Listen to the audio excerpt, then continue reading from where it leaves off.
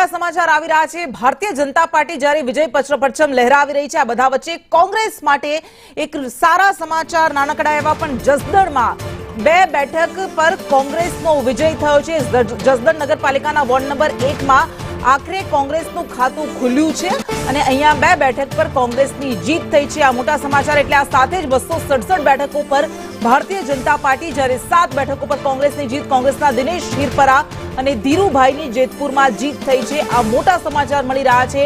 નગરપાલિકાના ward number 1 માં કોંગ્રેસનું ખાતું ખુલ્યું છે અને 2 બેઠક પર જેતપુરમાં, સૌરાષ્ટ્રની જેતપુરમાં 2 બેઠક પર કોંગ્રેસની જીત થઈ છે। એટલે ભારતીય જનતા પાર્ટીની સતત જીત વચ્ચે કોંગ્રેસ માટે આ એક સારા સમાચાર। ભાજપના રમાબેન મકવાણા બિનહરીફ થયા હતા અને 2 બેઠક પર અત્યારે કોંગ્રેસની જીત થઈ છે। આ સમાચાર મળી રહ્યા છે અને આ સાથે જ કોંગ્રેસનું ખાતું આ મત ગણતરીમાં અત્યારે ખુલ્યું છે। જસદણ નગરપાલિકાના વોર્ડ નંબર 1 માં કોંગ્રેસની જીત થઈ છે। 2 બેઠક પર કોંગ્રેસ જીત્યું છે અને અત્યારે જે આંકડાઓ સતત આગળ વધી રહ્યા છે, સ્કોર ફરતું એવી રીતે ભારતીય જનતા પાર્ટી 268 એટલે કે ટ્રિપલ ડિજિટમાં અહીંયા છે। 268 બેઠકો પર ભારતીય જનતા પાર્ટી જીતી ગઈ છે, જ્યારે કોંગ્રેસ ડબલ ડિજિટમાં પણ હજુ સુધી નથી પહોંચી, 7 બેઠક પર જીતી છે। અને આ બધા વચ્ચે મોટા સમાચાર રાપરથી મળી રહ્યા છે। રાપરમાં પણ ભારતીય જનતા પાર્ટીની પેનલની જીત થઈ છે। રાપર પાલિકાના વોર્ડ નંબર 1 માં ભાજપની પેનલની જીત થઈ છે। આ મોટા સમાચાર મળી રહ્યા છે। રાપર એક એવી બેઠક છે કે જે આ વખતે એવું લાગતું હતું કે રસાકસી છે, પરંતુ અહીંયા ભારતીય જનતા પાર્ટીના 4 ઉમેદવારો જીતવામાં સફળ રહ્યા છે। વોર્ડ નંબર 1 માં ભારતીય જનતા પાર્ટીની પેનલની જીત થઈ છે અને અહીંયા ભારતીય જનતા પાર્ટી સતત આગળ વધી રહી છે, સતત જીત તરફ આગળ વધી રહી છે। 95% જેટલી બેઠકો, 90 થી 95% બેઠકો જીતાશે એવો દાવો કરાયો હતો। અને આ બાજુ ભચાઉમાં, કચ્છના રાપર ઉપરાંત ભચાઉમાં પણ ભારતીય જનતા પાર્ટીની જીત થઈ છે। આ મોટા સમાચાર।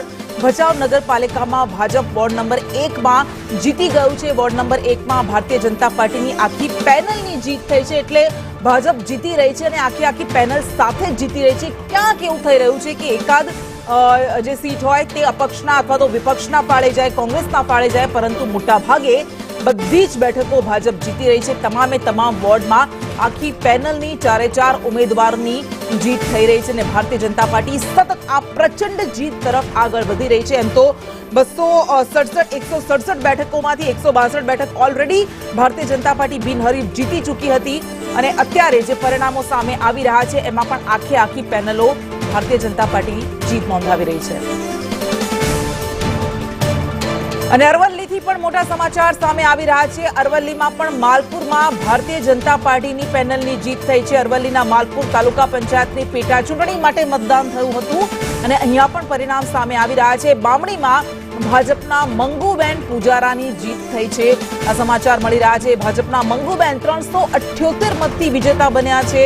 378 મતથી તેમણે વિજય નોંધાવ્યો છે। એટલે માલપુર બેઠક પર પણ અરવલ્લીના માલપુર તાલુકા પંચાયતની જે પેટા ચૂંટણી થઈ હતી એક સીટ માટે, એમાં મંગુબેન પૂજારાની જીત થઈ છે। બામણીમાં આ સમાચાર મળી રહ્યા છે। એટલે ઉત્તર ગુજરાત હોય, મધ્ય ગુજરાત હોય કે પછી સૌરાષ્ટ્ર, જેમ પરિણામો સામે આવી રહ્યા છે, ઈવીએમ પેટીઓ ખુલી રહી છે, ભારતીય જનતા પાર્ટી માટે આ ઉત્સાહના સમાચાર।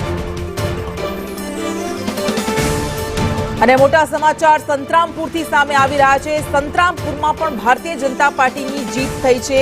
આ સમાચાર। સંતરામપુર નગરપાલિકાના વોર્ડ નંબર 1 ની મત ગણતરી પૂર્ણ થઈ ગઈ છે અને અહીંયા ભારતીય જનતા પાર્ટી માટે સારા સમાચાર। જો કે એક બેઠક, આખી પેનલ નથી જીતી શક્યું ભાજપ, કોંગ્રેસ 1 પર જીત્યું છે। વોર્ડ નંબર 1 માં 3 બેઠક, 3 ઉમેદવારો ભારતીય જનતા પાર્ટીના જીત્યા છે, જ્યારે 1 ઉમેદવાર કોંગ્રેસનું જીત્યું છે। વોર્ડ નંબર 1 ની સંતરામપુરની મત ગણતરી પૂર્ણ થઈ ગઈ છે। ભાજપના અનિલ બારિયા, સંદીપ પરમાર અને સપનાબેન સાધુ અહીંયા જીત્યા છે, જ્યારે 1 ઉમેદવાર કોંગ્રેસના અહીંયા જીત નોંધાવવામાં સફળ રહ્યા છે અને આ સાથે જ કોંગ્રેસ અત્યાર સુધીમાં 8 પર જીતી ગયું છે। 284 પર ભારતીય જનતા પાર્ટી અને અપક્ષ અત્યારે 11 પર જીત નોંધાવવામાં સફળ રહ્યા છે।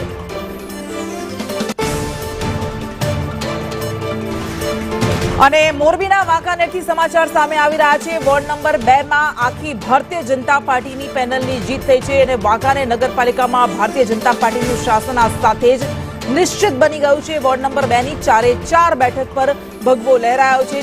4 ઉમેદવારો જીત્યા છે અને આખી પેનલની જીત થઈ છે। વાંકાનેર નગરપાલિકામાં આપણે જોયું હતું આ વખતે મતદાન કરવા માટે ધારાસભ્ય પણ સામે આવ્યા, બહાર નીકળ્યા હતા અને તેમણે કહ્યું હતું કે એમાં કોઈ શંકા જ નથી કે ભારતીય જનતા પાર્ટી જીતવાની છે। જીતુભાઈ સોમાણીએ દાવો કર્યો હતો અને એવું જ કંઈ થઈ રહ્યું છે। વોર્ડ નંબર 2 ના પરિણામ સામે આવી ગયા છે અને આખી પેનલની ભારતીય જનતા પાર્ટીની આખી પેનલની જીત થઈ છે।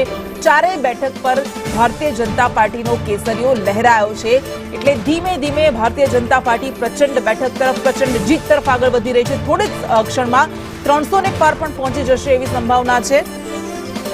અને ગીર સોમનાથથી પણ પરિણામ સામે આવી રહ્યા છે। ગીર સોમનાથમાં પણ ભારતીય જનતા પાર્ટીની આખી પેનલની જીત થઈ છે। 4 ઉમેદવારો અહીંયા જીતી ગયા છે। ગીર સોમનાથના વોર્ડ નંબર 1 ની આ વાત છે।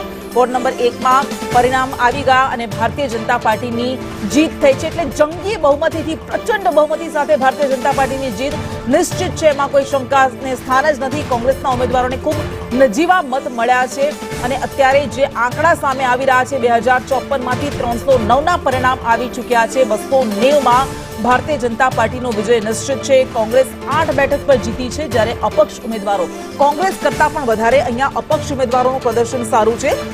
અપક્ષ ઉમેદવારો 11 બેઠકો પર જીત્યા છે। ભાજપના રવેશની ડોડિયા, લલિતાબેન કોડિયાની જીત થઈ છે ગીર સોમનાથના વોર્ડ નંબર 1 માં।